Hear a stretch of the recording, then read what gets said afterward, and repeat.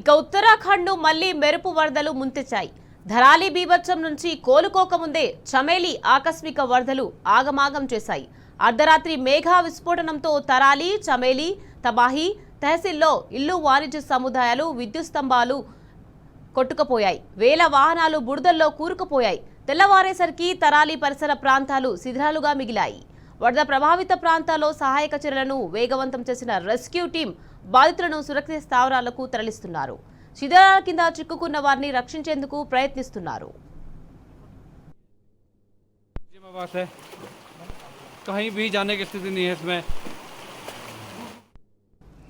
భారీ వర్షాలు, వరదలతో తరాలి, స్వాగ్వాడ్ రహదారులు మూతపడ్డాయి. దీంతో వాహనాలు ఎక్కడికక్కడ నిలిచిపోయాయి.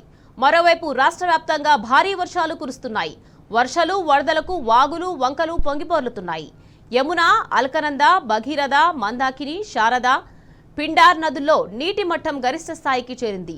ఈ వర్షాలకు పలు ప్రాంతాల్లో కొండ చర్యలు విరిగిపడుతున్నాయి. అయితే మరో 4 రోజుల పాటు ఇదే పరిస్థితి ఉందని ఐఎండీ హెచ్చరించింది. కుండపోత వానల దృష్ట్యా పలు జిల్లాలకు రెడ్ అలర్ట్ జారీ చేసింది. భారీ వర్షాల నేపథ్యంలో వరద ప్రభావిత ప్రాంతాల్లో విద్యాసంస్థలు మూతపడ్డాయి.